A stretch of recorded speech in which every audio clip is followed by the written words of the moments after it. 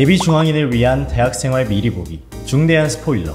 오늘은 이렇게 자연계열 학생분들 세 분을 모시고 이야기를 나눠보려고 하는데요. 저는 MC를 맡은 손건우라고 합니다. 다들 반갑습니다. 안녕하세요. 그러면 이제부터 여러분들의 대학생활 라이프와 입시 스토리를 한번 들어보려고 하는데요. 그 전에 먼저 자기소개 한 번씩 부탁드리겠습니다. 안녕하세요. 저는 화학공학과에 재학 중인 양서윤이라고 합니다. 학생부 교과 전형으로 입학하게 되었습니다. 안녕하세요. 저는 조형우라고 하고 도시시스템공학과를 재학하고 있습니다. 합격은 CAU 융합 전형으로 합격하게 되었습니다. 저는 2호학번 전자전기공학부에 재학 중인 이현우라고 하고 전형은 CAU 탐구형 전형으로 오게 되었습니다. 반갑습니다. 이번에 2호학번으로 새로 입학하게 되셨는데 약간 합격 당시의 기분과 대학생활 소감 이런 거 궁금해요. 저는 일단 합격이라는 글자를 딱 보자마자 한 고등학교 3년 내내 공부했던 노력이 약간 보상받는 기분이어가지고 너무 행복했던 기억이 있습니다. 저는 생각보다는 되게 덤덤했고 벅찬 감정이 오르진 않았는데 그래도 미래에 있는 대학생활을 생각하다 보니까 기대가 되기도 하고 약간 그런 감정이었던 것 같아요. 저는 이게 꿈인가 싶었어요. 왜냐면 제가 그때 6개를 적었는데 네네. 이미 한 4개가 떨어진 상태였거든요. 그래서 이거 재수할 수도 있겠다 네. 이런 생각이었는데 추가 합격 발표 시간이 뜨잖아요. 네. 그냥 자고 있었거든요. 네. 자다가 한 2시간 지나서 일어나서 확인을 했는데 글씨가 합격으로 바뀌어 있는 거예요. 그래서 진짜 뛰어나가다가 발 다 부딪히고 부모님이랑 소리 지르면서 진짜 너무 기뻐했던 그런 스토리가 있습니다. 합격을 딱 봤을 때 정말 짜릿했던 것 같아요. 진짜. 맞아요. 그 기분은 진짜 아직도 잊지 못하는 것 같습니다. 그러면 혹시 학교 들어와서 경험한 교내 활동 소개 혹시 이런 거 있을까요? 저는 그 강의 중에 1학년 공통 교양인 글쓰기 강의가 제일 네. 기억에 남았는데 교수님 덕분에 많이 기억이 남아요. 이제 글에 대한 AS를 평생 해주겠다라고 말씀해 주시면서 그 메일을 보내거나 찾아오면 항상 글을 봐주시겠다고 하셔서 저는 기억에 많이 남았던 것 같아요. 저도 글쓰기 수업을 들었었는데 논문 작성하는 방법, 맞아요. 에세이 작성하는 방법 이런 글쓰기에 대한 전반적인 걸 다루잖아요. 근데 그런 수업들을 통해서 그런 기본적인 것들을 하나하나 배우다 보니까 정말 저도 작년 1학기 때 가장 만족했던 수업이었던 것 같아요. 글쓰기 수업이. 저는 저희 학과 동아리 활동이 되게 기억에 남아요. 네. 저희 학과 동아리에 유레카라는 동아리가 있거든요. 네네. 이 활동이 어떻게 이루어지냐면 서울 시립대가 도시공학으로 되게 유명하잖아요. 네. 그 학교랑 연합을 해서 하는 활동들이 있어요. 네. 도시를 탐사 다니고 네. 답사 다닌 다음에 보고서를 완성하는 활동을 했었는데 도시를 볼 수 있는 뭔가 시야가 확장되는 걸 느껴가지고 되게 기억에 많이 남는 활동이었어요. 그럼 이제 한 학기 다니면서 가장 기억에 남는 순간 혹시 이런 게 있을까요? 저는 아무래도 축제가 가장 기억에 남았던 것 같습니다. 그쵸. 올해 특히 축제 출연진들이 아주 화려했잖아요. 맞아요. 부러워요. 전 못 봤거든요. 혹시 티켓팅을 실패하셨나요? 아니요, 저는 그때 해화에서 수업을 네. 그럼 혹시 형우님은? 저는 공대에서 주관하는 농활이라는 활동이 있거든요. 그 농활이 되게 기억에 많이 남아요. 3박 4일 동안 진행되는 거다 보니까 동기들이랑 엄청 친해질 수 있는 기회가 있고 맞아요. 저희가 언제 농사를 해보겠어요. 맞아요. 그쵸. 그 농사를 해보면서 네, 저 혼나기도 했거든요. 진짜요? 그 설명하신 방식이 있었는데 네. 제가 잘못 이해를 한 거예요. 부장님이 이게 얼마야? 이러면서 이제 혼냈던 기억이 있어서 되게 기억에 많이 남아요. 동기들이랑 이렇게 3박 4일로 가면 진짜 재밌고 진짜 멋진 추억들 많이 만들었을 것 같아요. 그럼 혹시 현우님은? 310관 옥상에서 네. 과에서 행사를 해가지고 맛있는 것도 많이 나눠주고 했었는데 동기들이랑 음식 딱 받고 야 옥상 가자 해서 딱 옥상에서 7시에 이제 노을 내려가는 거 보면서 먹었던 게 진짜 기억이 너무 좋더라고요. 이제 기말고사 때쯤이어서 다들 이제 한 학기가 다 지나가니까 뭐 얘기할 거들이 많아지고 사람들이랑 그렇게 얘기하면서 밥 먹고 또 그 너무 행복하더라고요 그때가. 그러면 이제 한 학기 학교 생활을 해보셨는데 본인의 학과에 대한 소개를 한번 들어볼 수 있을까요? 먼저 저희 학과를 소개드리면 도시공학과는 도시를 보다 안전하고 편리하게 만들기 위해 노력하는 학과라고 보시면 될 것 같아요. 다른 학과들은 기계가 어떻게 발전할 수 있을까 하면서 기술의 발전을 도모한다면 저희는 중심이 인간이라서 어떻게 하면 사람이 살기 편할 수 있을까라는 학과라는 게 좀 특징입니다. 저희 학과는 물리, 수학, 화학이 중심이 되어서 수업을 진행하는데 이론과 실험이 되게 균형 잡혀 있는 커리큘럼을 갖고 있습니다. 그리고 졸업 후에는 반도체, 에너지, 바이오 다양하게 분야를 진출할 수 있고 연구소도 많이 가고 대학원 진학도 많이 하고 바로 취업하시는 분들도 많은 편인 것 같습니다. 저희는 워낙 다양한 쪽으로 갈 수 있는데 핵심적으로 6개 트랙이 컴퓨터, 반도체, 전파, 광파, 통신, 그리고 제어 시스템, 마지막에 전기 에너지 이렇게 6개 트랙으로 나중에 세부 전공으로 뻗어나갈 수 있고 그 외의 것도 전자전기공학부는 웬만하면 다 뻗어나갈 수 있는 그런 구조를 좀 갖고 있는 것 같아요. 그럼 혹시 학과를 선택하게 되신 계기 들어볼 수 있을까요? 저는 네. 원래 도시공학과가 아니라 수학교육과를 희망했었어요. 아 진짜요? 수학 교사가 너무 되고 싶었는데 네. 고3 2학기 초반이 됐을 때 제가 막 이렇게 뉴스 찾아보다가 도시가 뭔가 발전은 많이 하는데 소외되는 사람이 항상 생기는 문제가 네, 있는 네. 거예요. 모든 사람이 다 살기 좋은 도시는 만드는 게 불가능한 걸까? 라는 네. 생각이 들어서 그럼 도시공학과를 가서 내가 그런 도시를 한번 설계해 봐야겠다 라는 우와. 생각으로 지원하게 됐습니다. 되게 시장 하셔야 될 것 같아요. 기호 몇 번으로 나중에 나오신 나중에 시장님으로 뵐 수 있길 바랍니다. 그럼 혹시 서윤님은 어떠한 계기로? 저는 고등학교 때 과학탐구가 되게 여러 개가 있잖아요. 네네. 저는 그 중에서도 화학을 제일 좋아했고 아, 잘했던 편이라고 생각을 하기 때문에 그래서 관련 내용을 쭉 배우고 싶어서 화학공학과를 선택했습니다. 좋아하고 잘하는 거 진짜 쉽지 않은데. 그렇죠. 잘하는 건 제 착각일 수도 있을 것 같아요. 현호님은 혹시 어떤 계기로 입학하게 되셨나요? 저는 공학 쪽은 생각을 하고 있었는데 네. 뚜렷하게 뭔가 하고 싶다라는 느낌이 없어가지고 전자전기공학부 들어와서 좀 약간 다양하게 공부해보고 적성 찾아서 가겠다. 그래서 전자전기공학부 온 것 같아요.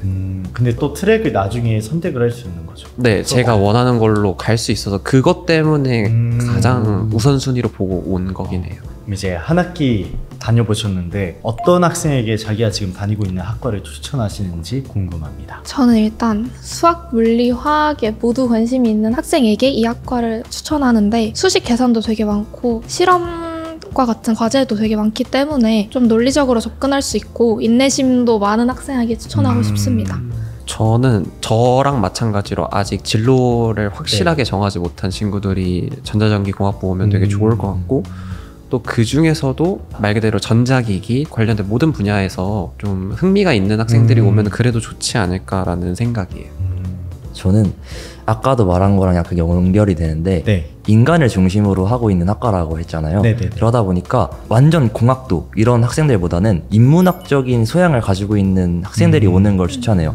왜냐하면 뭔가 기술의 발전을 생각하고 물리 이런 걸 탐구하다기보다 어떻게 하면 인간이 조금 더 좋아질 수 있을까를 고민하다 보니까 인문학적인 면모가 되게 중요하다 생각해서 그런 학생들에게 추천합니다.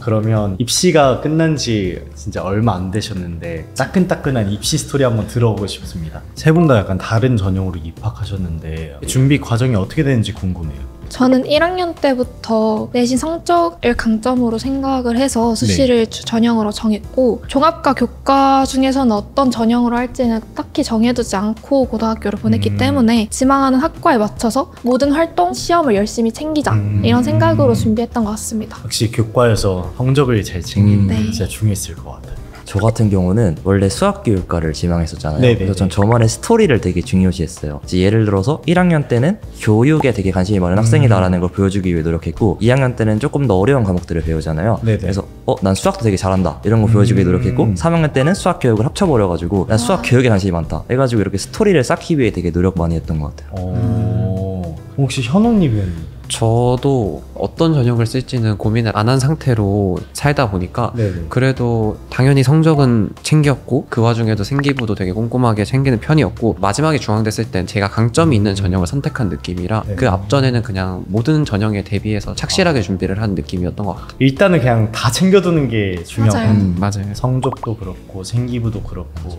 많이 힘들지만 그게 가장 편한 방법인 맞아요. 것 같아요. 그러면 형우님은 융합형 인재 전형으로 입학하셨는데 혹시 생기부에서 뭔가 내세울 만한 형우님만의 무언가가 있을까요? 저는 딱 두 가지가 대표적으로 떠오르는데요. 첫 번째 하나는 주마다 창체 시간 때 보통 자습 시간으로 활용하는데 저는 그 3시간을 제가 빼가지고 스포자나 물리를 힘들어하는 학생들을 위해서 강의를 따로 열어가지고 3시간 수업을 진행했던 활동이 우와. 하나 있고요. 네.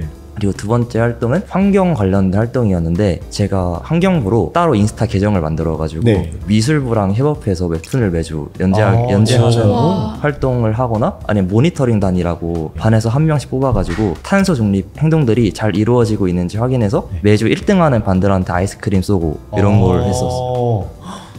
특색 있는 활동들을 정말 많이 한 것 같아요. 진짜 대단하시네요. 형우님만의 큰 무기였을 것 같아요. 맞아요. 그럼 혹시 탐구형 인재 전형 준비하시면서 면접 에피소드나 아니면 생기부 내용 혹시 이런 거 있을까요? 저희 학교가 학기 말에 프로젝트를 꼭 하나씩 했어야 됐거든요. 네. 그때 제가 베르누이 원리랑 마그누스 효과를 종이컵 붙여서 고무줄로 날려갖고 어떤 궤적을 그리나 뭐가 가장 오래 날아다니나 그런 것도 실험했던 게 이제 생기부에 들어가니까 좀 풍부해지고 그런 느낌이었고, 아무래도 면접 때는 1학년 거부터 3학년까지 거의 모든 활동들을 다 커버하다 보니까 조금 힘들긴 했는데, 그래도 나오시는 질문들마다 자동으로 튀어나올 정도로 연습을 정말 열심히 해서 그런지 엄청나게 떨리거나 그랬더진 않았던. 확실히 탐구형은 면접이 있다 보니까 자신 생기부에서 어떤 내용이 들어가는지에 대해서 잘 알고 있는 게 중요한 거고. 네. 그럼 이제 입시가 끝났는데 입시할 때 뭔가 힘들거나 걱정되던 부분 있었을까요? 저는 3년 동안 활동을 중심적으로 하다 보니까 네네네. 활동 대비해서 내신이 약간 좀 아쉽게 나온 경향이 있었어요. 네. 아, 내신 조금 더 올려야 되는데 이것 때문에 스트레스를 되게 많이 받았던 것 같아요. 힘들죠. 내신 따기가 진짜 힘든 것 같아요. 저는 일단 수능에 대한 두려움이 좀 많이 컸는데, 보통 내신 시험은 중간고사를 망쳐도 수행평가도 있고 기말고사도 있고 이렇게 많이 복구할 수 있잖아요. 네. 근데 수능은 일단 시험 한 번으로 결정되기 때문에 거기서 오는 압박감이 되게 컸던 것 같아요. 네. 교과 전형을 좀 많이 쓰다 보니까 네. 최저 걸려있는 원서가 좀 많았어서 그쵸. 더 수능에 대한 압박감이 컸던 것 같습니다.